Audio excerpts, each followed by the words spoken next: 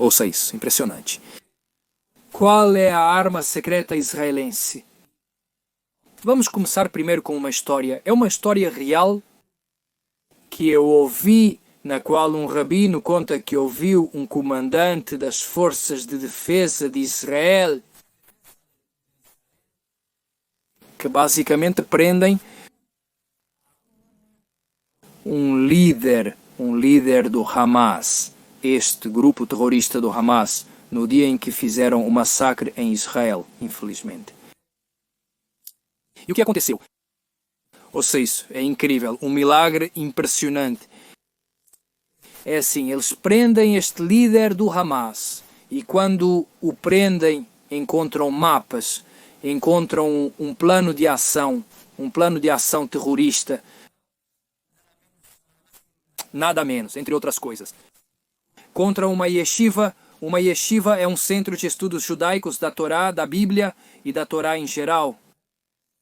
Ou seja, eles planejavam atacar uma yeshiva, um centro de estudos judaicos da Torá, com mais ou menos 1000 alunos. Uma yeshiva muito importante e grande em Israel, na qual haveria 2 pessoas em uma das portas cuidando, ou seja, para que ninguém entre, outras 2 pessoas, outros 2 terroristas na outra porta, provavelmente entrando e saindo da yeshiva. 18 terroristas iriam entrar armados. E que Deus não permita o que eles queriam fazer lá dentro, nesta yeshiva tão sagrada. E este é o milagre, escutem. E aqui vocês vão entender a força, a verdadeira força do que é a arma secreta israelense. A arma secreta israelense. Escutem, eles perguntam. Aqui vemos que você tem um plano de ação no qual estão os horários das orações na yeshiva. Lembrem-se que no dia do massacre dessas pessoas tão horrendas, terroristas do jamais, era o dia de Shemini Atzeret Simchat Torah, o dia sagrado de Shemini Atzeret, que é o dia que se chama Simchat.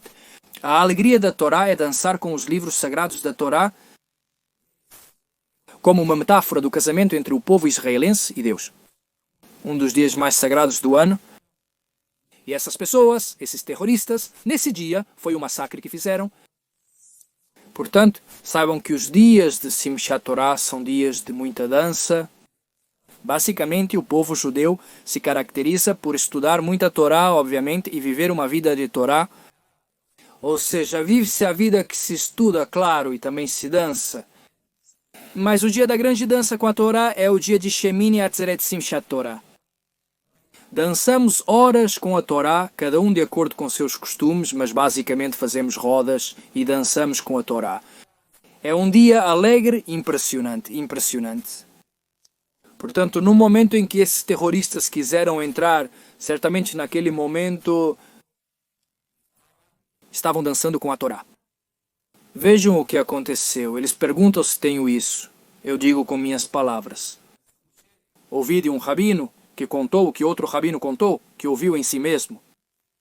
Agora, ele diz, você tem os planos de ação, os horários de oração, por onde entrar, por onde sair. 2 terroristas por aqui, 2 terroristas por lá, 18 terroristas que entram, não entendemos por que não entraram, até o que aconteceu. Eles continuaram em frente, ele disse. O que aconteceu? Disse o terrorista. Isso está. O que eu lhes digo? Aparentemente é uma pessoa da Força de Defesa de Israel. Agora, o que ele disse? Nós chegamos e vimos esta yeshiva em chamas, ardendo em chamas. Fogo, vimos fogo, entendemos que certamente outros terroristas antes de nós entraram, entendemos que não havia o que fazer, que íamos entrar em um lugar com fogo. Continuamos em frente. Olhem o que é o milagre. Não uma pessoa, mas um grupo, aparentemente de 22 pessoas, de 22 terroristas, não são pessoas, são terroristas que não se pode chamar de pessoas, o massacre que fizeram, 22 terroristas. Viram fogo em um prédio, pensem, não, é uma casinha pequena, é uma yeshiva que abriga aproximadamente 1000 alunos, Pensem em alunos que talvez, vizinhos talvez, e também os rabinos e a família dos rabinos, não sei. Pensem em um lugar muito grande. Um prédio em chamas. Viram um prédio em chamas e não havia chamas. Não havia chamas. A yeshiva viveu sem a Torá, normalmente. Nós sabemos que Deus tem anjos neste mundo, né? O fogo é um anjo de Deus, que é um anjo enviados de Deus. Deus envia anjos, ou seja, anjos são o vento, o fogo, a luz, a eletricidade. Todos são o que se diz em hebraico malajim, melajá. É uma tarefa, é uma atividade, um malaj, um anjo. Basicamente é um enviado de Deus, uma força espiritual na qual faz ações neste mundo para basicamente mover o mundo para frente. Pensem que nossos sábios judeus dizem que cada grama pensa um belo jardim, cada pequena grama tem um anjo, explicam nossos sábios judeus, que diz a cada instante Gedal. Gedal cresce, em hebraico se diz Gedal cresce, Gedal cresce, Gedal cresce, ou seja, pensa. Deus envia a cada parte de sua criação, cada aspecto de sua criação, anjos para levar adiante este mundo, e assim você vê que Deus enviou um anjo. Podemos dizer fogo, mas não havia fogo. Na verdade, eles viram fogo, não uma pessoa. Um grupo aparentemente de 22 pessoas viram um prédio em chamas, onde não havia um pavio, não havia uma chama, não havia nada de fogo. Portanto, olhem, impressionante. Graças a Deus se salvaram. Vamos raciocinar e refletir juntos sobre o que aconteceu aqui. Aqui havia um grupo de judeus, muitos judeus felizes, dançando com a Torá. Nós sabemos que este mundo é um encontro, um abraço entre o mundo espiritual e o mundo material.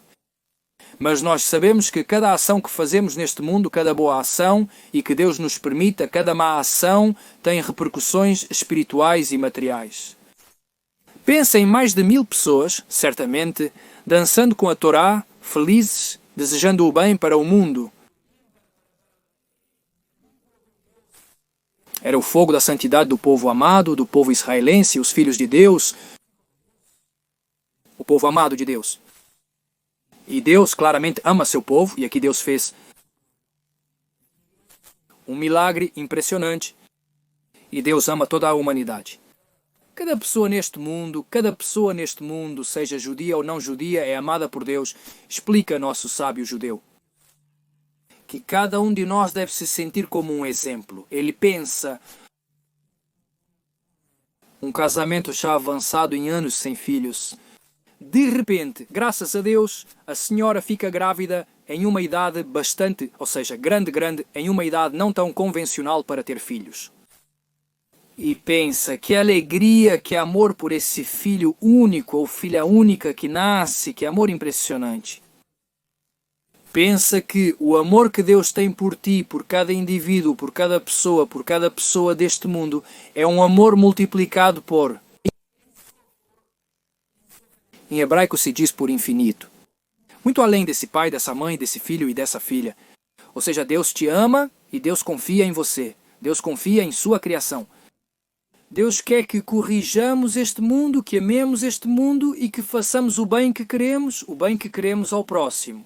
Que façamos atos de bondade, de ajudar as pessoas necessitadas, ajudar mesmo que não tenha dinheiro, com um sorriso. Explicar aos nossos sábios judeus que muito mais do que um copo de leite é mostrar, já traduzo diretamente para o português, é mostrar os dentes brancos, ou seja, sorrir para uma pessoa com um bom dia. Eu disse de forma livre, ou seja, às vezes muito mais. Hoje também que vivemos em uma sociedade que em geral há muita abundância, Baruch Hashem, graças a Deus. Em geral, em linhas gerais, as pessoas têm água e pão, têm leite, as coisas básicas, obviamente, cada um de acordo com o que tem. Mas como dizem nossos filhos de Deus, quem é rico? Aquele que está feliz com o que tem, cada um com o que tem, que é o que Deus lhe manda, o que precisa, e tem que estar feliz com isso. Agora pensemos que mesmo que você não tenha dinheiro, mas tem um sorriso para dizer um bom dia, desejar um bom dia ao próximo, uma boa palavra de incentivo, de motivação. Se puder ajudar alguém necessitado mesmo com dinheiro, faça-o. Nós, os judeus, buscamos ajudar quem precisa. Em geral, para pessoas próximas a lugares que estudam a Torá, alunos da Torá, ou rabinos que ensinam a Torá, ou instituições de caridade. ONGs que sabemos com consciência certa, que são organizações honestas, que fazem boas ações, precisamos ter muito cuidado. Onde doar isso tudo? Entre parênteses. Muitas pessoas perguntam onde doar? Não se deve doar em lugares onde há idolatria, por exemplo. Onde há lugares que se entra, lugares religiosos, por exemplo, que têm estátuas, ou rezam para objetos, ou rezam para pessoas que estão vivas ou não estão vivas. Ou seja, tudo que não é para Deus, nosso Criador, o Todo-Poderoso, não há nada além de Deus. Tudo isso é idolatria e é proibido doar dinheiro para lugares que apoiam a idolatria. É o segundo mandamento. Não terás outros deuses diante de mim. E não terás outros ídolos diante de mim. Ou seja, há uma provisão para a idolatria. Na idolatria é tudo. Ou seja, todo vínculo com algo. Que alguém se dirige a algo, pede a alguém ou pede algo, pessoa, objeto viva ou não viva. Que não é Deus, Deus é o Todo-Poderoso, o Criador, teu Criador que te criou e não há nada fora dele. Nós dizemos Shema Israel, Adonai Eloheinu, Adonai Echad.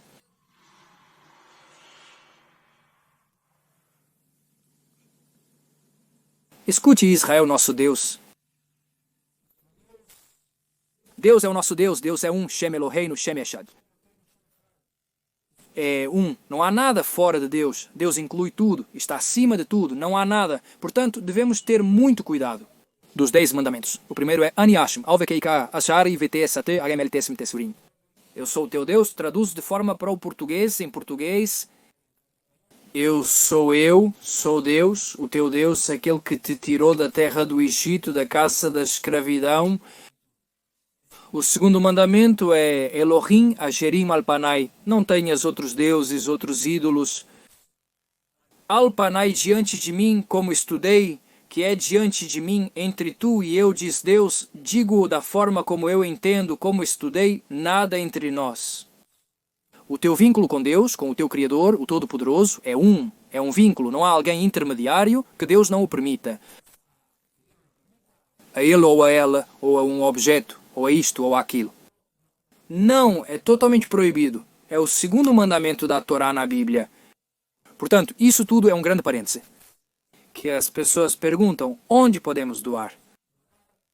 Lugares de idolatria, não? Também lugares ONGs?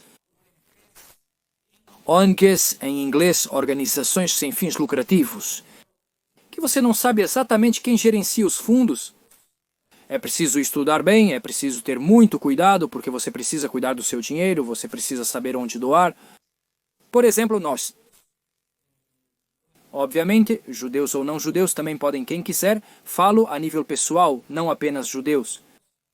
Doamos para lugares onde, por exemplo, sabemos quem são, se me ocorrer, os Gabaim são os responsáveis pela tzedakah, do que é a justiça social, onde distribuíam dinheiro para estudantes realmente necessitados. E sabemos que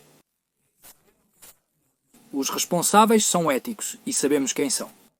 São rabinos que conhecemos, ou os rabinos nomeiam pessoas que eles conhecem e que eles sabem que são fiéis, que temem a Deus do céu, que basicamente vivem uma vida de Torá. Também ajudamos instituições que ensinam Torá, que sabemos obviamente que ensinam Torá e sabemos quem ensina Torá, conhecemos a Torá e quem são os rabinos.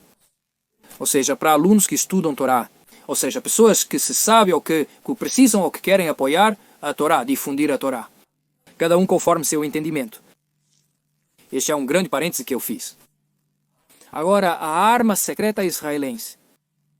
Vamos agora ao que diz o Salmo número 32. O versículo 10 diz assim: Rabim Mashovim Eliá R-A S-H-A B-E-A B-O-T-E-I-A C-H-G-A-B-A Adonai Chesed Yesovenu. Grandes são as dores do malvado, mas aquele que tem segurança em Deus, a bondade o rodeia, o abraça, o traz de forma livre. Basicamente, a arma secreta israelense é, acima de tudo, o vínculo com Deus. O vínculo com Deus faz com que, a nível material, como vimos, haja milagres. Vou contar outros milagres. Deus quer. É impressionante a nível real, material. 22 terroristas viram fogo em um prédio. O que tem? Vitajon, segurança em Deus, confiança em Deus, gesed a bondade. Ou seja, talvez mais de 1000 pessoas estavam cercadas pelo fogo.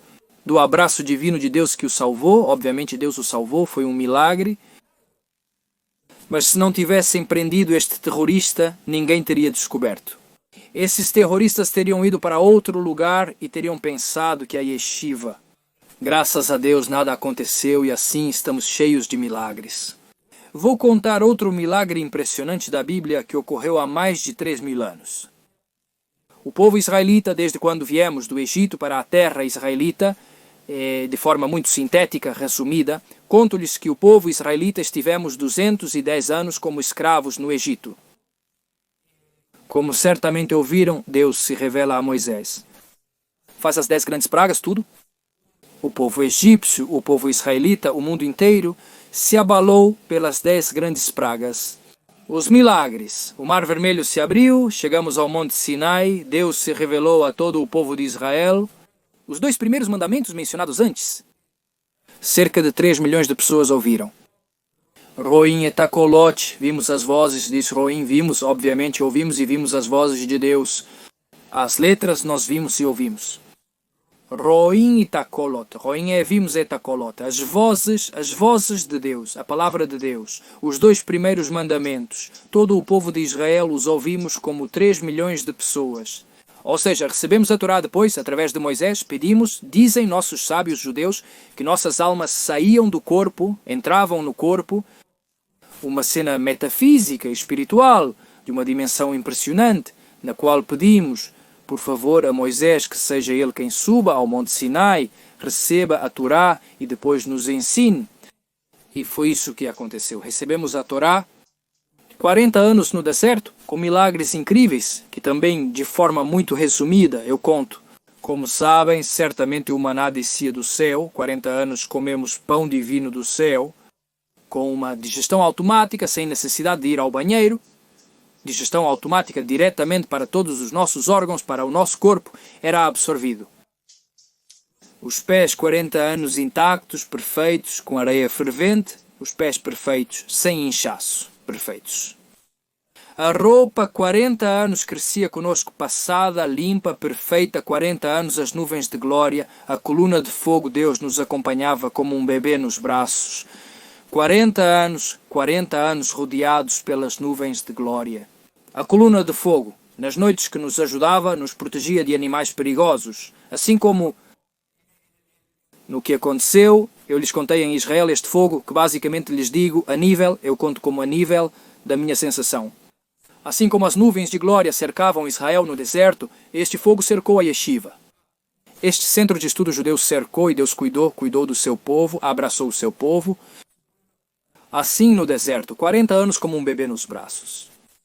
O povo de Israel dá seus primeiros passos como povo de ser famílias no Egito das 12 tribos. Os filhos de Jacó, a de Jacó se transforma, nós nos transformamos no Monte Sinai, quando recebemos a Torá no povo de Israel. 40 anos sob a liderança de Moisés, entramos na terra de Israel. Com a liderança de Josué e Yoshua bin Nun, o filho de Nun, entramos na terra de Israel por ordem de Deus, divina, ordem divina. 7 anos conquistamos a terra, 7 anos. As terras foram divididas de acordo com as tribos, cada parcela, cada parte da terra de Israel foi dividida de acordo com as tribos das 12 tribos de Israel. Isso, 14 anos depois, 369 anos. O tabernáculo em Shiloh, na terra ancestral de Shiloh, que era como o Santo Templo de Jerusalém, e posteriormente, com a criação, basicamente com o rei Salomão, quando construiu o primeiro templo, depois veio o segundo templo, mas anteriormente foi uma cidade ancestral de Shiloh, né, o tabernáculo. Agora que, voltando ao grande milagre, retornando do Egito para Israel, passamos por um canal que se chama em hebraico Nahal Arnon, o canal de Arnon. O que aconteceu? algo muito simples, aparentemente entre aspas, né? Está escrito na Bíblia. Passamos pelo Nahal Arnon, o canal de Arnon.